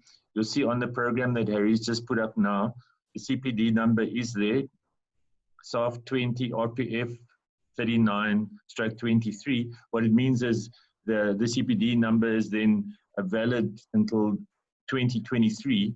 So if you write down that number, you can claim it's 0.25 of a CPT point that you'll be able to claim for attending this RPF. and we'll have a full list of all the attendees that if EXA have any queries that we'll be able to supply to them for all the people that have attended the RPF. So Melanie, the floor is yours. Good morning, everyone, or good afternoon. I'm going to start sharing my screen. It will take a while, but we'll do that quickly for you. And I would start by saying that I was asked to specifically speak about the transport infrastructure contracts in the short term at this RPF, and to consider the industry and tell you about the new organization that we have within the organization. I will start by just going through and citing to you, as you all know, that the RPF should have been in Cape Town. So probably the reason why I was asked to help a little bit and give you some resources on what we're doing, etc. In terms of an introduction for COVID, I have to state that we have already started most of our projects and continued most of our projects. So that has continued as is been done for many other organizations. So let me start. I just have to get the presentation to work then. Are you okay? So the purpose of this presentation includes the fact that we are looking at, what we are looking at is that we have the organization and we want to show you how to get information about our organization and about the transport infrastructure information, because it's actually all publicly available. So many times I am asked the question that we have been asked today, and I will start by showing you where it is, and then maybe just showing you spatially how it is, and then talking a little bit about our new organization. To continue from that, I start with the published documents that is available. So the Department of Transport and Public Works publish a newsletter every few months, and the newsletter's name is On Track. And I've specifically put on this presentation a On Track that was done in September last year, which was fully focused on transport infrastructure projects. And the link is in the presentation. But every few months, there's a new magazine that is published, and you will also be able to see the public works information that we do as a department. The second important document that we publish yearly that is submitted to DOT gives you integral information on our network and as well about our 10-year plans and how we actually come up with our plans. So this is available on our RNIS website. I will tell you a little bit more about RNIS later, but this is a thick document, and even though many people think that this document is written by industry, I have to note that the author of the document is actually one of our employees that does most of the work, and it's based on work that predecessors have done. And although industry helps us do some of the analysis, most of the work is done internally. The last official document that is published every year with every budget cycle is the most important in terms of the fact that it's information that is implemented across the board and approved by provincial treasury. Here you can see how it is split between responsibilities, and those responsibilities are defined by the National Treasury, but that is our vote 10. So the latest one is February 2020, and I can tell you that we are going through a revisit budget cycle. So the province is required to go through that across the province in terms of COVID, and we're not sure at this stage how that will affect the roads or even the public works department, but that will be forthcoming in the next few weeks. So if I continue from that, the split is how we split our budget, and it is split, like I said, The split is defined by responsibilities of National Treasury, and there's a program support, there's infrastructure planning, there is the design unit, and then there's construction and maintenance. So that is just the split, but this goes into much more detail in the Vote 10 that is available on the internet. So let's just look at the spatial representation of this information. So here I can tell you that all this information that I'm showing you now in this picture is available on the website RNIS. Now, RNIS is our public website. So you can Google the letters RNIS, it stands for Road Network Information System, and you will find that on Google and find it, and you would be able to have a vast amount of information that is available from the department. And in these, it also includes the fact that you can go to a place and look at our project spatially and see what we are planning for the next few years. Now you will see these information is split in various colors. The red is construction that is currently happening. The blue is construction that we are envisaging in the MTEF. That would mean in the next 3-year cycle. And the green is long-term projects that we have already got on our books, but is outside of the MTEF. You will also see that in this information that there is a value that we've split, and the split specifically indicates the total value of the contracts in the various colors that is shown to you. I have split this map into 2 parts, which you can select in the RNIS website. So you can actually select if you want to see reseals, reconstructions, etc. But you also can select the contracts versus departmental. Now, the reason why I've done that is one would assume that contracts would be the only thing that you would want to be interested, because obviously that is where we procure contractors. But the department has an in-house capacity, and the in-house capacity is a joint effort by the department and our agents, the district municipalities. And it is important for you, if I continue, to see that as well. But before we do that, let me just say that a picture gives 1,000 words. So if I continue on these, I'll show you some of the construction works that we have done in the last year. In these pictures, there is to the left-hand side, top corner is the Saldanha project on the R27 crossing with the R45. In the middle is an Annandale project close to Stellenbosch. And then the upper right-hand corner is the Montague project that I'm sure you're all aware of. That's a very recent photo just before lockdown. So you'll see that most of the staggering work have been removed, and you can therefore see now what this bridge will possibly look like in the future. Then at the bottom, we have a project that was done in Langhoogte, close to Verlies. The one that is the picture of in the night is night work happening on the N7. And then the middle right-hand side is a project that is done at Grootbrak. And the bottom right-hand side is a project between Hermanus and Stanford, where there is a huge reconstruction done and a lot of safety aspects that we're looking at. So continuing to in-house work, this will show you the in-house work and how it is spread across the province. For all the suppliers, this is really important for you to know where we envisage to do in-house work ourselves, so that obviously you can plan for supply across the MTEF that can come along. But like I said, all this information is available on our website, and you can select whatever is more appropriate to yourselves. You will see in both of these slides that I've shown you the map that all our work is staggered across the province.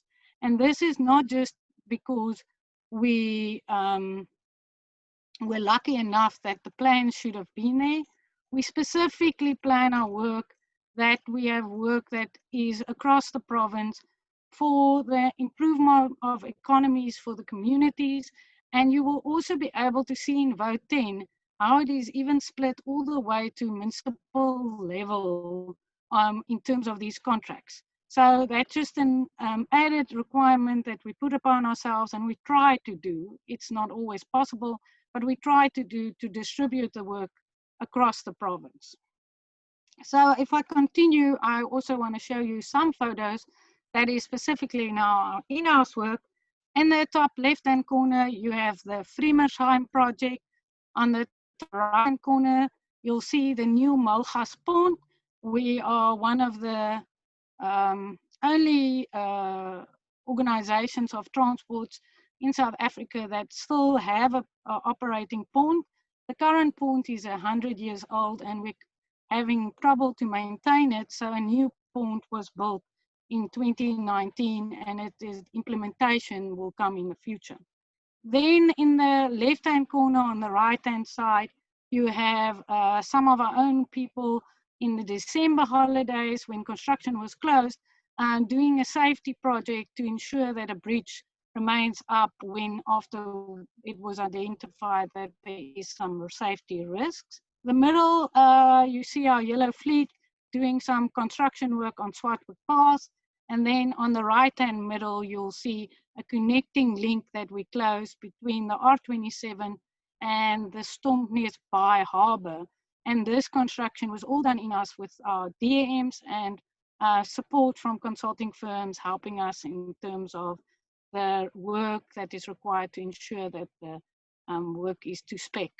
At the bottom, you'll see the Swartwood Pass and our construction of a heritage wall.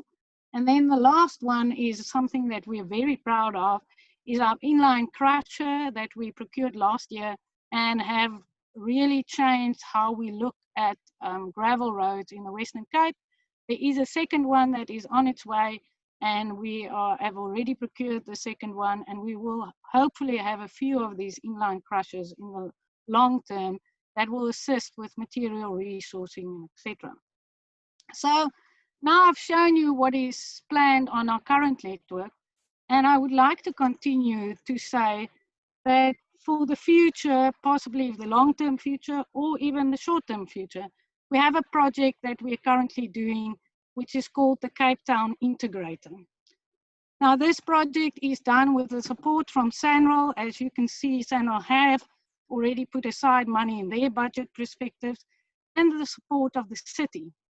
And we have applied for budget facility for large infrastructure as directed by the Cabinet and National Treasury that is working with the PICC and other departments to facilitate this project. The project aligns with the NSDF, the Cape Town Metro Road Network Plan, and the Cape Town Metro Spatial Development Framework. And a lot of work has been done here to look at how we will unlock opportunity in terms of the new future. Like I said, this is a project that we have applied for funding for. As a department, we will not be allowed to fund this project because of its enormity. But the project as a transport and logical infrastructure has been identified to enable the environment to contribute towards achieving the goal of sustainable regional social development, closing widening gaps, provisions of high quality, efficient infrastructure, especially with considering of road infrastructure. This strategic infrastructure project, we named the Cape Town Integrator, and there is catalytic in materializing the long-term vision of access to inclusive opportunities.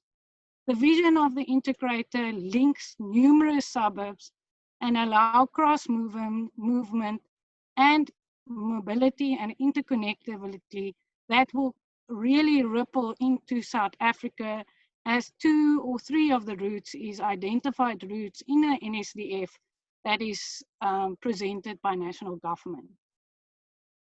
Up to now, I've told you all about what we intend in doing and how do we, the next part of the presentation that I was requested by Basil and the team is to say, how will we do that? So we've recently gone through a restructuring that some of you may be aware, and we are now called a new road branch. So we're only called roads. And we're no longer the road network management branch as you saw us previously. So I'll start with just giving you some history into this. Many of you much older than me, I will assume, or those that have heard from their fathers, I would assume, know that historically the department was a well-oiled machine. In 1994, we lost a lot of engineers.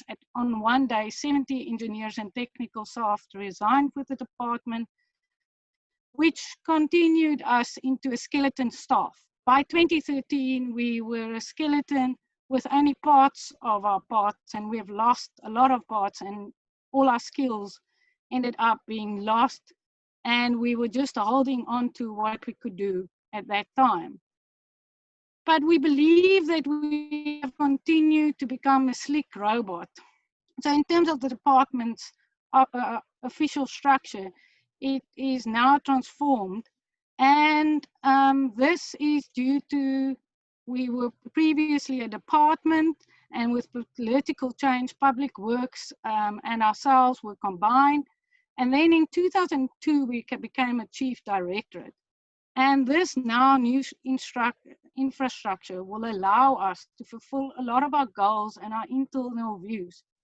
So I've shown you now 3 of the posters that we're setting up for our staff. And I just like to share the philosophies in these to tell you that how we see life at the moment, and maybe that will bring a positive view for yourself as well.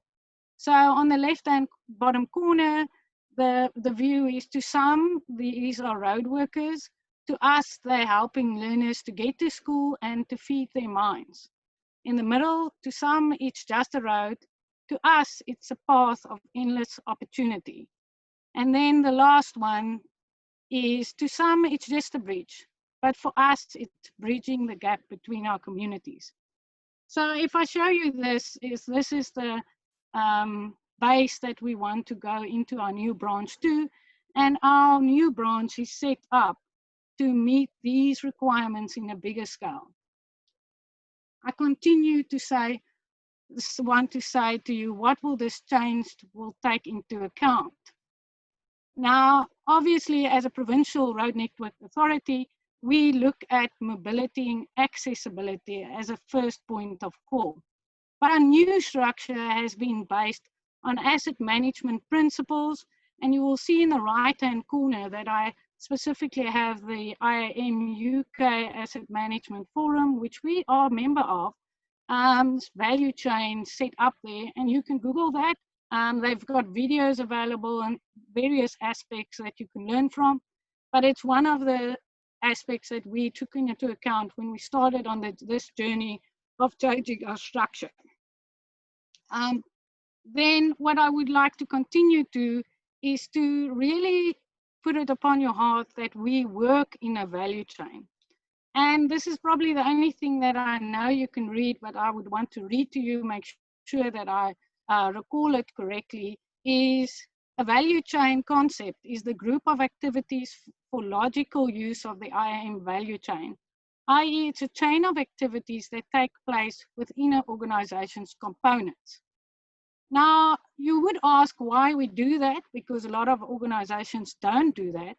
But it's important for us to do that because we believe that engineers are specialized in various aspects in their lives, and it adds value that if your speciality is put to good work, that you actually work in that space of your speciality and contributes to a project or in the value chain where you are best suited and best have the history and knowledge about. So I continue, you'll see that we have the planning, we have a planning chief directorate and a design, contracts and operations. And this is all based, put upon what is a new chief directorate that we have in our organization that forms a base and a transversal unit which will do program management. I can continue from here and then just give you some insight of what the roles of these various chief directorates will be. And as you I indicated, the roads program management is a transversal component that helps all the different other components throughout the process and becomes a foundation for our organization. And all our information systems and our strategies, and even our short-term, so less than 10-year envisaged and budgets and planning is put into this unit, and they are also responsible for the strategies of the unit. Then we have the planning, and in planning we look at the road corridor and protecting the road corridor, and also then what we call road use, and then identifying new infrastructure needs post 10 years. In design, I'm sure many of the consulting firms would know what we do, but in design, we look at the monitoring of outsourced work, and also we do in-house design. So we do our own projects that we design as well. And this is all into the context of implementing based on appropriate standards and conventions.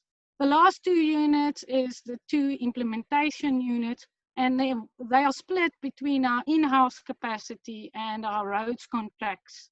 And they are just based on those two. The roads departmental operation also includes our mechanical services, and maybe you don't know, but we have more than 1 billion of yellow plant that we maintain and continuously have on our books. So that is within that space. So I continue to just give you a smaller breakdown, and you will see what the various subunits is of all these chief directorates. And this is all aligned to be a modern, sleek new robot and thinking of the future and all the intelligent tools that we could use. So I thank you for that, and I hope that would really be incisive and help a lot for how you work with us in the future. Melanie, thank you very much for that. It was great to see that presentation, and I'm so glad you've moved away from that skeleton into this new super robot now. So that's fantastic. Are there any burning questions for Melanie? Gary, do you see anything? No, Basil, there's only comments on chat room, not questions that I can see. So nothing on my side. Okay, if there aren't any other questions, as I said, we will put this on the CSIR RPF website. Ellen Lobsher will load them all, so you'll be able to download the presentations. And I really want to say thank you to all the presenters for giving up their time today to present for us. I know it saved a lot of people a lot of money to travel down to the RPF and that as well, so it's been a big savings, and we've only spent like just over 2 hours of our time doing this. A big thanks to the organizing committee, which is the CSIR, the BETA, the SPARTA, the Society of Asphalt Technology, the Concrete Institute, and the South African Road Federation. And Harry, to you, a big thanks to Transport Forum for hosting this for us today. We really appreciate it, and I'm not sure if there were people joining us on YouTube, but if they were, it's great to know that as well. Basil, I must say there was a technical hiccup of the YouTube stream. Must have been with the latest upgrades from Zoom. So we have to upload the file manually now after this meeting to YouTube. So then obviously a lot of people will see it on YouTube as well. Okay, so anybody that missed it, they'll be able to share that link to the YouTube video with any of your staff that maybe couldn't attend this meeting. A big thanks to everybody from the organizing committee. Would anybody like to say something from CSIR side, or Sabita or Sparsa? If you'd like to say something, just a word of thanks or something, please. If you just unmute your mic now, you have opportunity to say something. Hi, Basil. Saeed. Can you hear me? Yes, we can hear you. First, I think it went very well. Thank you to everybody that helped in making this. Daddy, particularly you. And Melanie, you look pretty. Yeah, in your first video. So thanks. It was the most informative presentation from all. And I think it's also going to be a step for the industry.